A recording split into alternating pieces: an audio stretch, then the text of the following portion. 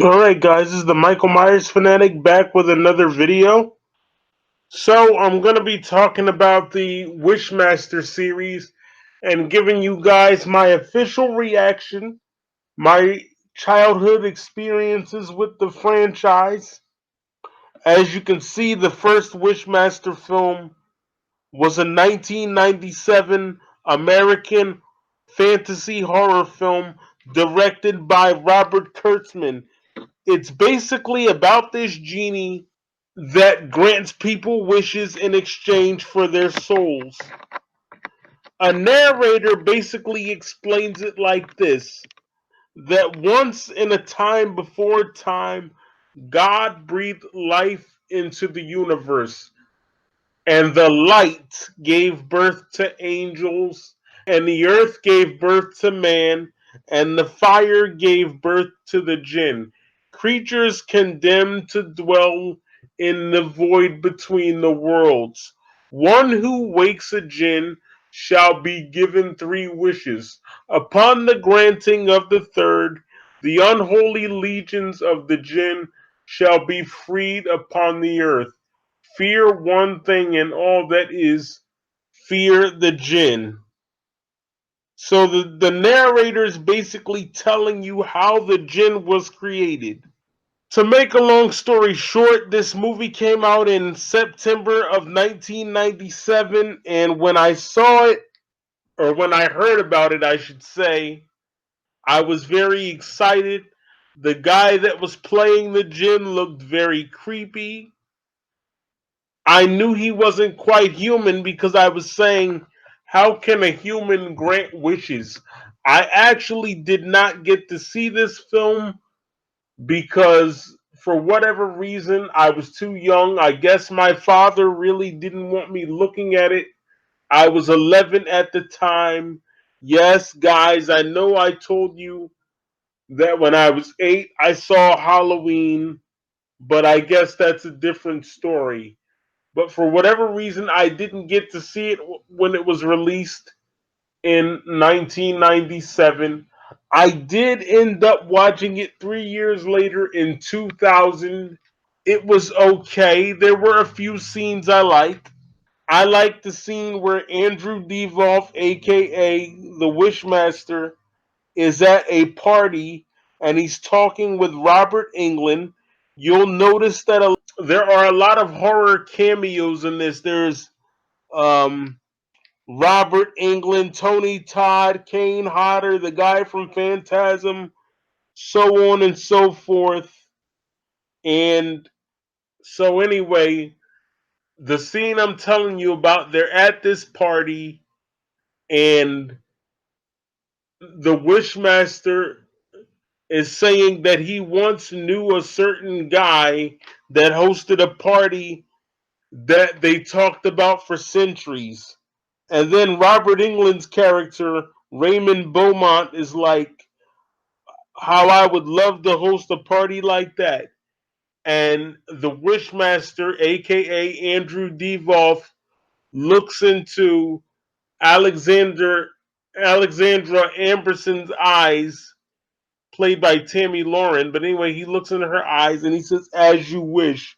I like how he looks at her as he says that because he's demonstrating his power to her.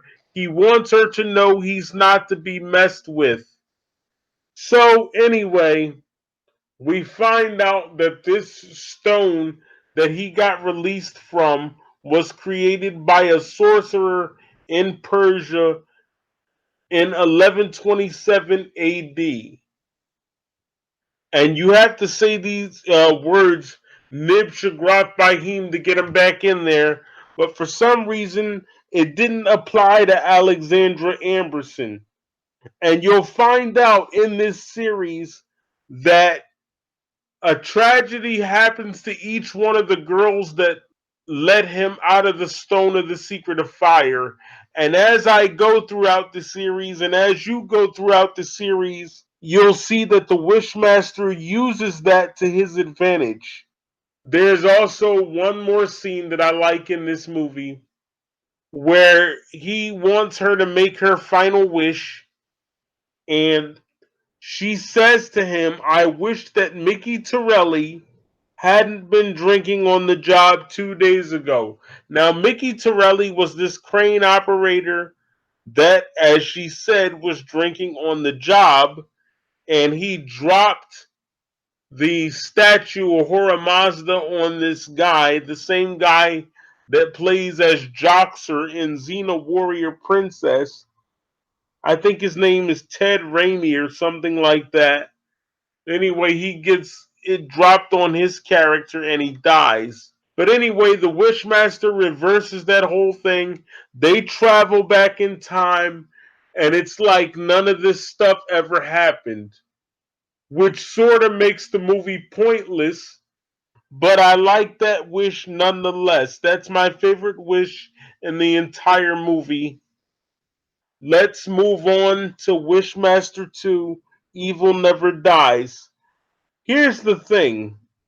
I watched the Blu-ray special features for the original Wishmaster, and when they started talking about the second Wishmaster film, which is directed by Jack Shoulder, this one, the first Wishmaster film, is directed by Robert Kurtzman, as you can see right here. They sort of shit on the second one, on the sequel, and I don't understand that because the sequel was much better than the original, in my opinion. It was darker because they added that whole Catholicism thing. It always scared me as a kid. I'm just giving you my honest reactions, just like I did when I did my reactions for the Halloween films. I thought the Catholicism aspect of this movie made it creepy. That's for the second one I'm talking about, which I'm about to get to in a few seconds here. But yes, this is the original Wishmaster. Tammy Lauren's character, Alexandra Amberson, gets him back in the opal, aka the Stone of the Secret of Fire.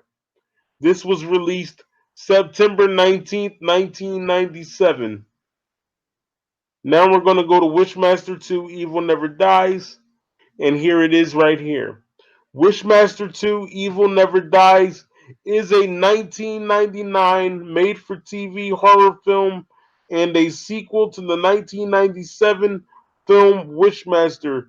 The film premiered on television on March 12, 1999, and was released on DVD August 17, 1999, bundled with the first film. This movie stars Paul Johansson as the priest Gregory and Holly Fields as a thief named Morgana Truscott, a priest and a bank robber. What a combination. Anyway, the movie starts off with a bunch of thieves breaking into a museum, and you see the statue of Hora Mazda from the first film, and inside of the statue, the Stone of the Secret of Fire. Now, as we get to the Stone of the Secret of Fire, Morgana steals it, and it burns her hand. She drops it, the Wishmaster gets out, and he kills her boyfriend, Eric. Eric gets killed by making the wish that he wished he'd never been born. And the Wishmaster says, as you wish, making the guy disappeared, and it's like he never existed. I actually saw this movie when it came out because it came out March 1999. So I actually got to see this when it came out. That made it really cool. How I ran across this film was my brother was looking in the TV guide for something to watch, and he said Wishmaster 2 Evil Never Dies was coming on. I'd heard of the first Wishmaster film, so I was like, why not? Let's watch it. There's this one scene that had me cracking up, and it's the scene where Andrew Divoff, aka the Wishmaster, is at a prison and two inmates are talking. One inmate tells the other inmate that his lawyer should go fuck himself. Then the Wishmaster overhears this. This is the part that cracked me up. I'm so used to God and the devil being portrayed as formal beings. They're very formal, they're very proper. So when I heard the devil curse, I died. Like I was cracking the hell up. That's right, folks. Not only is he the Djinn, but he turns out to be the devil himself, Satan himself, in this movie. We find out that he's actually the devil. The Wishmaster walks over to the two inmates and he basically says, I believe I heard you say you like for your lawyer to go fuck himself. I could arrange that. And when he said it, I was cracking up. My exact words were, yo, the devil is tripping.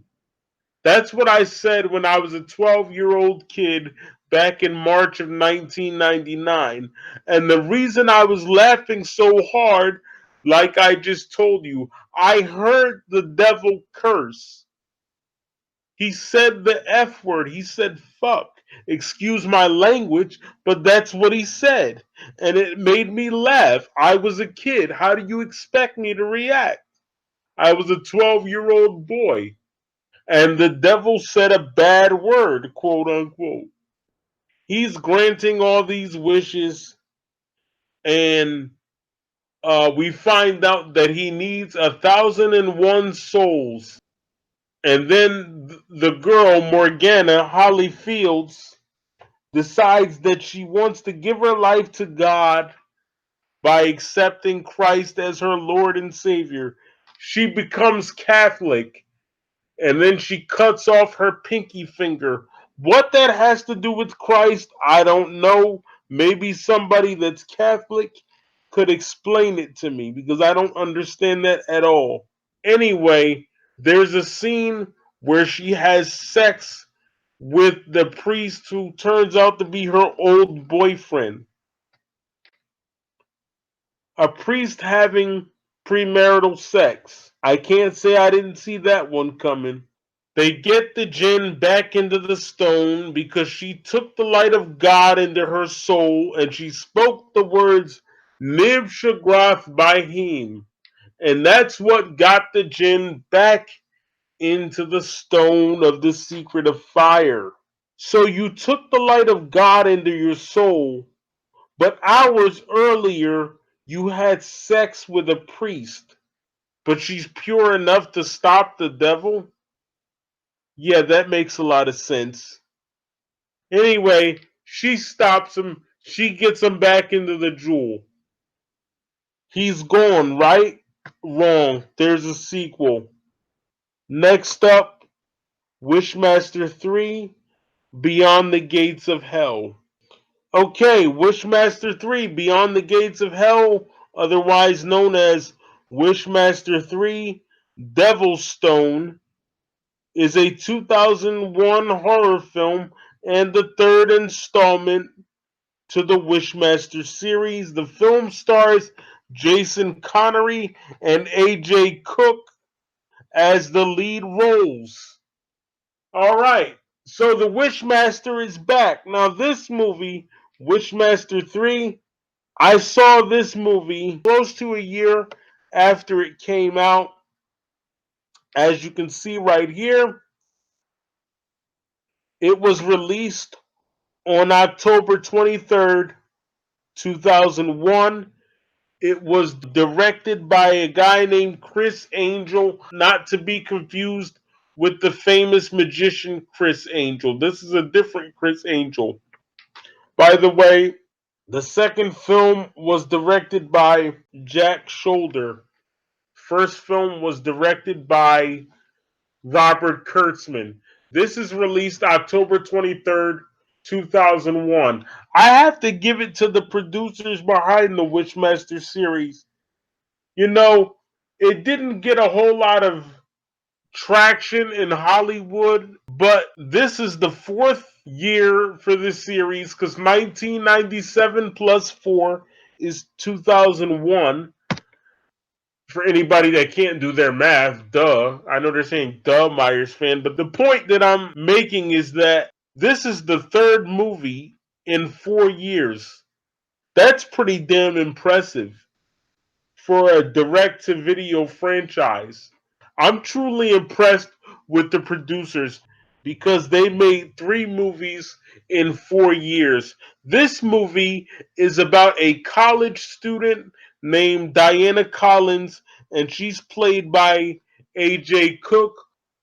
After Wishmaster 3, her career basically took off. The Wishmaster is back. Here's the controversial part.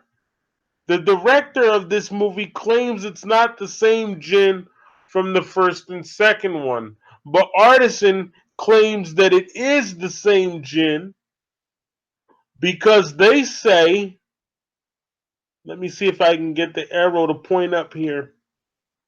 Okay, as you can see right here, it says, for the third time, the evil Wishmaster returns to wreck the lives of more innocents. This time, his victim is a beautiful, innocent, studious teenage girl named Diana Collins. So, let's break this down. They say that it's not the same Djinn, but it says here on Wikipedia, I know Wikipedia isn't perfect, but I'll accept it. It says for the third time. Let's break that part down. So if something's happening for the third time, it's happened 2 other times before. You could easily argue and say, well, maybe it just means that 2 other times before we've seen a Djinn. You can make that argument. Then it says the Wishmaster, the evil Wishmaster, I should say, returns to wreck the lives of more innocents. This time, his victim is a beautiful, innocent, and studious teenage girl named Diana Collins. Let's break this down. The Wishmaster returns. Returns. Let's get the definition of return. Because I'm tired of people saying it was a different Djinn. I'm not saying it wasn't, but Artisan thought it was the same Djinn. But let's get the definition of return. Here's the definition of return. Come or go back to a place or person. Okay, to come or go back to a place or person. So he's going back to somewhere that he's been before. What does that mean? He's returning to the earth, which means he's been on earth before. So that lets you know it was the same one. The movie company that backed this franchise thought it was the same one. Even on the box of the fourth Wishmaster movie, they say he's back. And this time he's brought company. Not it's back, not their back, but he's back. Who's the he? The Djinn from the other movies. The Djinn from 1 and 2. He's back, but this time he's played by a different actor. Andrew Divoff did not want to play the Djinn because he did not agree with the producers of the third Wishmaster movie. When they got to Wishmaster 3, he wanted to do a different idea. The producers didn't like it, so he basically walked away from it, from what I understand. But this time, the Wishmaster's back. He's played by Jason Connery in human form, and the Djinn form is being played by John Novak. Now, was he as good as Andrew Divoff? Of course not. Do I still like Wishmaster 3? Yes, I do. So, my reaction to it, my childhood reaction, Well, I saw this movie in 2002, even though it came out in 2001.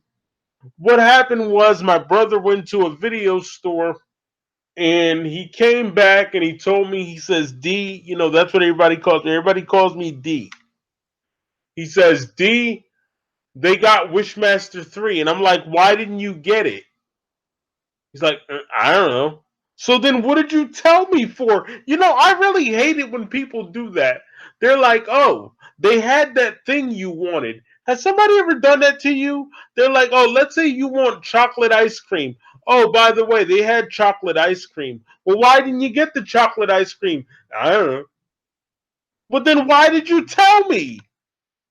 He literally did that to me. He was like, D, they had Wishmaster 3. He know that I had seen 1 and 2. I was dying to see 3. He's like, oh, they had Wishmaster 3. I just didn't get it. Thanks a lot. Thanks a lot for telling me, but then not getting it. Anyway, I saw the movie in 2002. The Djinn kills the professor. Yes, he takes over the body of a college professor that's played by Jason Connery, the son of Sean Connery, the legendary James Bond actor. So anyway, I was disappointed when I found out that Andrew Divoff wasn't in this. But as the movie went on, I liked it very quickly. My only thing was, I was like, why is the Wishmaster British? That's what I was literally thinking when I saw Wishmaster 3. Oh, by the way, in this movie, the professor is known for being a pervert. He hits on his students.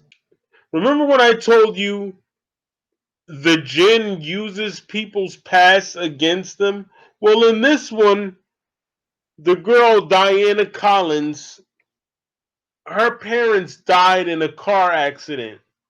So he uses that against her. They're basically saying the professor's a pervert. Here's what I don't get. Most college professors are not that much older than the students.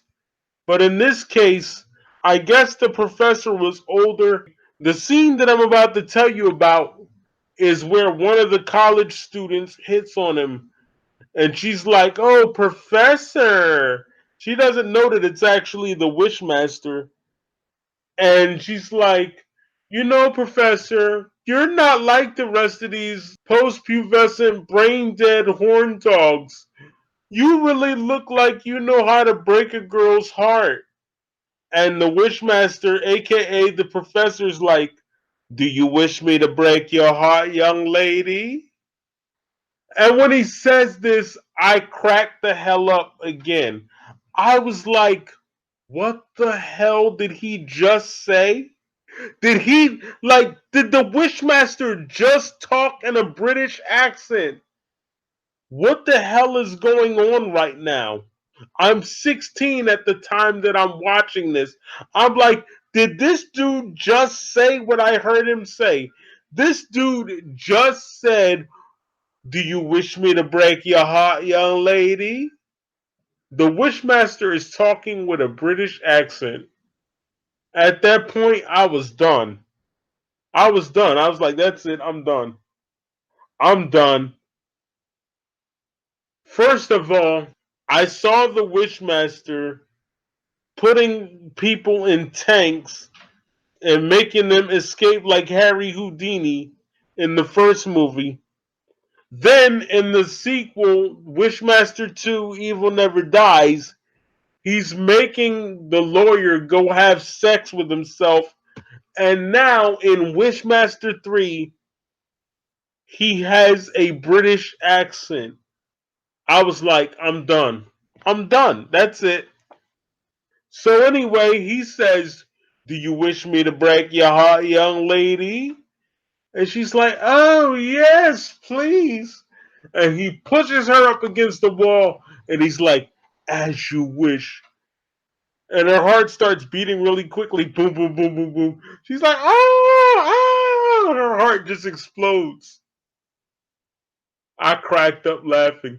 Wishmaster 3 is always going to have a special place in my heart because of its cheesiness. A lot of people didn't like Wishmaster 3 because Andrew Divoff wasn't in it. I didn't feel that way. I liked it. I thought he was very evil, very sadistic. The only thing I didn't like was when the Archangel Michael was sword fighting him. I was like, seriously? The Wishmaster's fighting people? But whatever. So Diana stabs him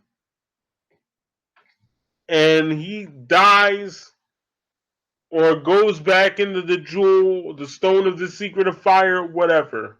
So I liked the film. I went to school and I told everybody about it. I really liked 3. Everyone else hated it. I didn't.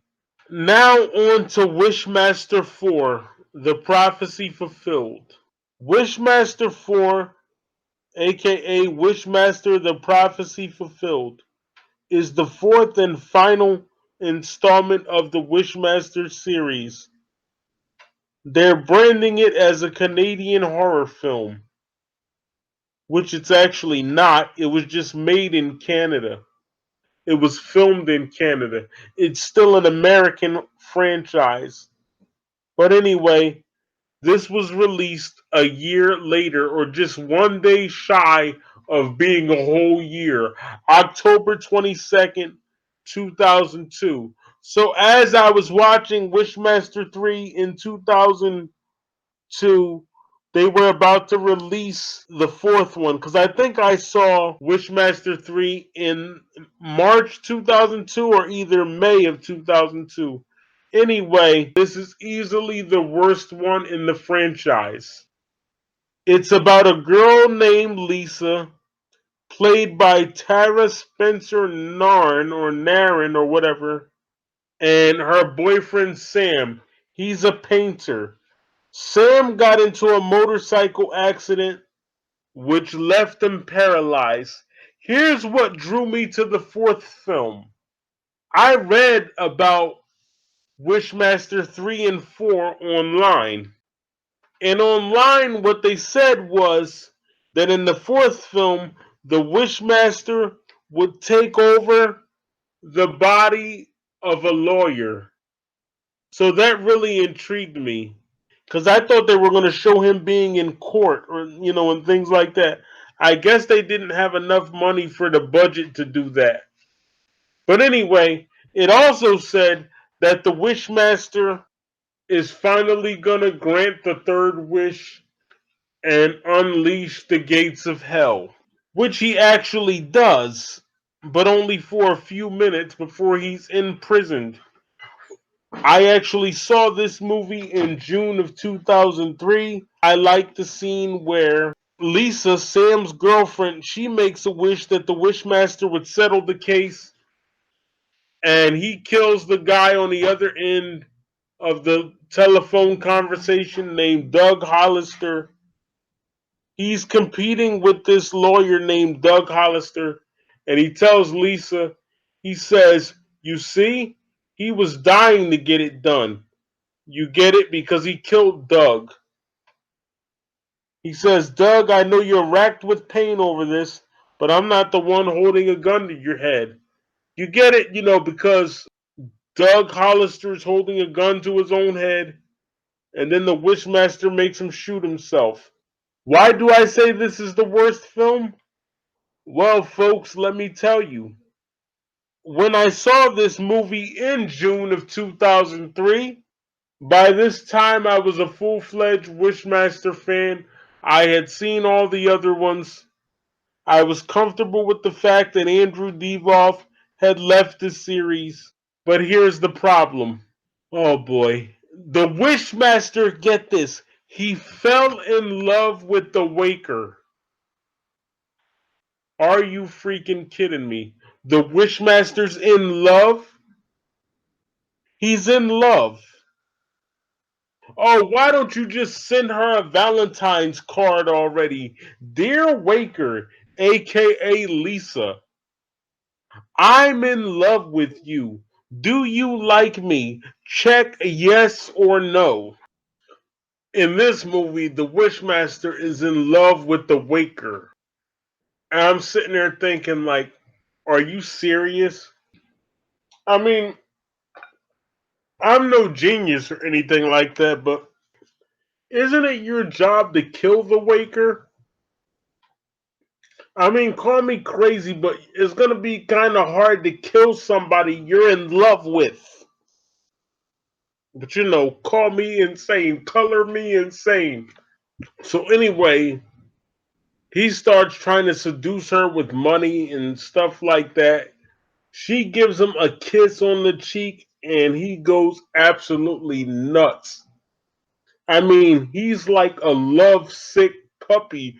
Oh, Lisa, I love you. Lisa, don't leave me. If you leave me, I'm going to do mean things to you. And I'm going to put your boyfriend back in the wheelchair that I took him out of. Because she said, oh, I wish Sam could walk again. And the Wishmaster made it happen. This movie's all about sex. Every wish basically has to do with sex in this movie, except for about one or two of the wishes. There is one character named Tracy. She wished that she could have killer sex. There is one wish where the girl wished she could be kissed by every. She said, she wished somebody would kiss her the way she saw people being kissed. And everyone in the restaurant kissed her. Why is everyone focused on sex? And then one guy makes a wish that he could be a pimple on a girl's ass. Oh my goodness. In June of 2003, I'm sitting here thinking, what the fuck am I watching? This is easily the worst film in the franchise. To make a long story short, the Wishmaster kills Lisa's boyfriend and says that he wants to be with her and he wants her to be his queen. The Wishmaster basically turned from this badass monster to a lovesick puppy. The only thing he didn't do was grab her leg and start humping it. She ends up killing him. He did release his brothers onto the earth, but that was only for a short time. The director of this one, who was the director of the third one, he said he wanted to make it longer, but he didn't have the budget for it. So he didn't do it. Alright, folks. Wishmaster 4. The prophecy fulfilled. By the way, the prophecy is that, like I told you, if the Wishmaster grants all three wishes, he can open the void between the world or the gates of hell or whatever you want to call it. The girl, Lisa, actually made three wishes. Her third wish was that she wished she could love Stephen for who he really was. The Wishmaster couldn't grant that wish because it was a wish that only she could grant, meaning love is something that must be given freely or it isn't love. The whole movie was about love and sex. And if this is the way that they were going to go, I'm glad that they stopped at 4. They wanted to do another one, but for whatever reason, they didn't do it. That's the end of this, and thank God I'm glad that it is. Ladies and gentlemen, I present to you the Wishmaster series. If you want it, you can order it on Amazon. For what it's worth, ladies and gentlemen, the Wishmaster series from 1997 to 2002. I'm the Michael Myers fanatic. I approve this message. Wishmaster.